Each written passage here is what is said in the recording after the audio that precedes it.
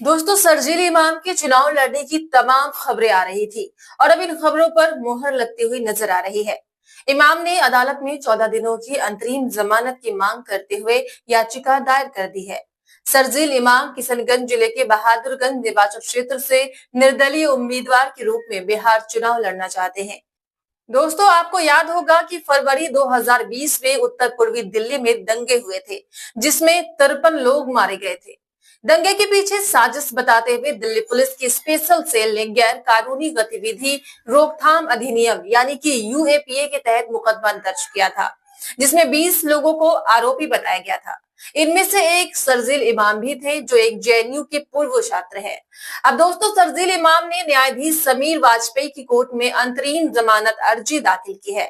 याचिका में उन्होंने कहा है कि वो किसी राजनीतिक दल से जुड़े हुए नहीं है और ना ही जुड़ना चाहते हैं, लेकिन बहादुरगंज सीट से निर्दलीय उम्मीदवार के रूप में चुनाव लड़ना चाहते हैं। दोस्तों, शर्जील ने अर्जी में बताया है कि नामांकन प्रक्रिया 13 से 20 अक्टूबर के बीच में है। इसके लिए वहां जाना होगा। उन्होंने 15 से 29 अक्टूबर तक के लिए ये अंतरिम जमानत मांगी है। सबसे बड़ी बात यह है दोस्तों कि शर्जील ने अर्ज में दिल्ली के पूर्व मुख्यमंत्री अरविंद केजरीवाल का नाम भी लिया है। जी हाँ, आपको याद होगा कि अरविंद केजरीवाल को भी चुनाव प्रचार के लिए सुप्रीम कोर्ट से जमानत दी गई थी और इसी का उदाहरण अब शर्जील इमाम भी दे रहे हैं कि भाई, अगर अरविंद केजरीवाल को अनुमति मिल सकती है तो हमें भी मिल सकती है। और अब वो चाहते हैं कि उन्हें चुनाव लड़ने के लिए, चुनाव प्रचार के लिए यहाँ से जमानत मिल जाए। आपको बता दें कि शर्जील 24 अगस्त 2020 से तिहाड़ जेल में बंद है। दोस्तों, इमाम को लगातार 5 साल और 2 महीने निरंतर हो गए हैं जेल में रहते हुए। उन्हें अब तक कोई जमानत नहीं दी गई, जबकि ये एक हर एक कैदी का अधिकार होता है कि उसे जमानत मिल सकती है जरूरत पड़ने पर। लेकिन शर्जील इमाम को अब तक कोई जमानत नहीं मिली है और कहीं ना कहीं अगर देखा जाए तो शर्जील इमाम को ये रास्ता दिख रहा था कि वो चुनाव भी लड़ सकते हैं और जनता के मुद्दों को भी उठा सकते हैं, अपने मुद्दे को भी, अपनी बातों को भी जनता के सामने रख सकते हैं। तो ऐसे में अगर वो चुनाव लड़ते हैं दोस्तों, तो उन्हें जमानत आसानी से मिल भी सकती है। हालांकि अब कुछ लोगों का रोना धोना शुरू हो गया है। शर्जील इमाम क्यों चुनाव लड़ रहे हैं? शर्जील ने जनता के लिए क्या किया?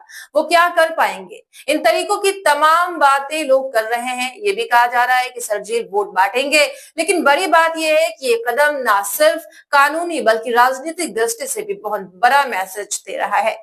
देखिए, शर्जील ने अदालत से 15 से 29 अक्टूबर तक जमानत मांगी है ताकि वो नामांकन और प्रचार कर सके। 11 नवंबर को बहादुरगंज में मतदान होना है। विश्लेषक इसे अल्पसंख्यक राजनीति में नई वैचारिक धारा की शुरुआत मान रहे हैं। देखिए, शर्जील की जमानत की याचिकाएं पहले भी कई बार खारिज हो चुकी है। दिल्ली हाईकोर्ट ने उनके भाषण को सांप्रदायिक रूप से भड़काऊ बताते हुए कहा था कि यह अभिव्यक्ति की स्वतंत्रता नहीं हो सकती। तो अब ये चुनावी वजह का हवाला देकर अदालत के सामने एक नया तर्क लेकर आए हैं। जनता के बीच जाकर अपने विचार रखने का अधिकार, ये कानूनी और राजनीतिक दोनों मोर्चे पर दोस्तों एक जोखिम भरा दाव है, लेकिन शर्जील इसमें कहीं ना कहीं कामयाब हो सकते हैं अगर सही तरीके से, सही प्लानिंग के साथ काम करें। तो इस पूरे मामले पर आप क्या कहेंगे? कमेंट्स बॉक्स में लिखकर हमें जरूर बताइएगा और जाते जाते हमारे चैनल को सब्सक्राइब जरूर करें। तब तक के लिए देखते रहें कैनी न्यूज, जहां आपकी हर आवाज बनेगी देश की आवाज, सच के साथ।